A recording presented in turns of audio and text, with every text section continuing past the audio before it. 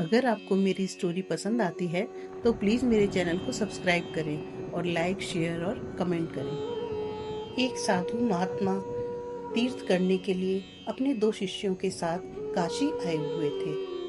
ब्रह्म मुहूर्त का समय था। महात्मा ने अपने शिष्यों को नींद से जगाया और बोले, चलो गंगा में स्नान करके आते हैं।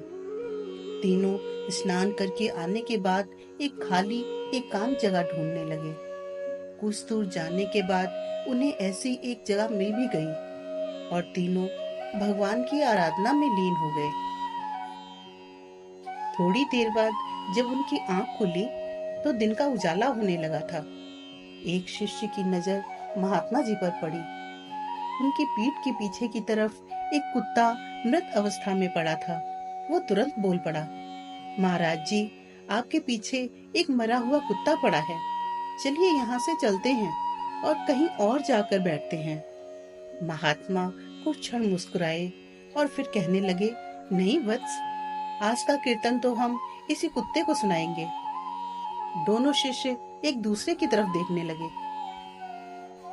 महात्मा ने अपने भक्तों के साथ कीर्तन करना शुरू कर दिया। उनकी वाणी इतनी मधुर थी कि जो वहां आता उनका कीर्तन सुन के मंत्रमुग्ध होकर वहीं ठहर जाता। देखते ही देखते वहां काफी भीड़ इकट्ठी हो गई। तभी एक पंडित वहां से गुजर रहा था। जब उसने सामने का नजारा देखा तो वो अचंभित रह गया।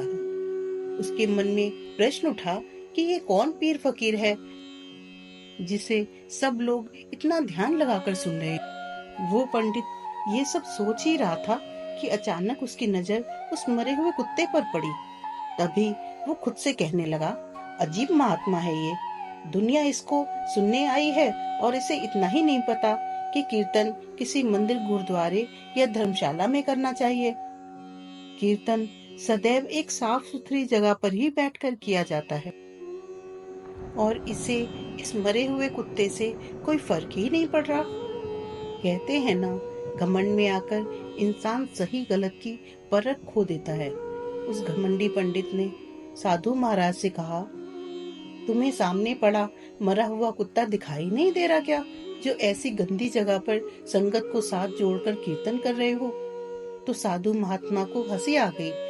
उनको हंसते देख पंडित और ज्यादा चिढ़ गया। महात्मा जी बोले, ये कुत्ता तो मरा हुआ है, जिंदा थोड़े ही है जो तुम्हें डर लग रहा है कि ये तुम्हें नुकसान पहुंचाएगा। तुम बेवजह ही डर रहे हो। उस पंडित ने अपनी जेब से रुमाल निकालकर अपनी नाक के आगे रखते हुए कहा, इससे तो बहुत बदबू आ रही है। महात्मा बोले, इससे घृणा मत करो, ये तुम्हारा बाप है। ये सुनकर पंडित गुस्से से और ज्यादा लाल पीला हो गया और सोचने लगा कि ये महात्मा एक मरे हुए कुत्ते को मेरा बाप कह रहा है। महात्मा बोले कि तुम्हें मेरी बात पर यकीन नहीं आ रहा? पंडित कहने लगा, मैं नहीं मानता। फिर महात्मा ने उस कुत्ते पर नजर डाली।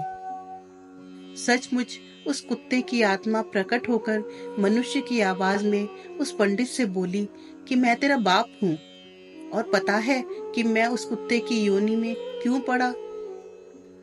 जैसे तू आज अपने शहर आए एक फकीर का अपमान कर रहा है, उसे अपशब्द कह रहा है, उसका मजाक बना रहा है, मैं भी कभी तेरी तरह ही था। एक दिन एक महात्मा मंदिर में आए थे और मैंने घमंड में आकर उनको बोल दिया था कि तेरे जैसा अनपढ़ गंवार मेरी रीस करेगा। मैं बहुत पढ़ा लिखा हूँ, तू मेरे सामने कहीं नहीं ठहरता।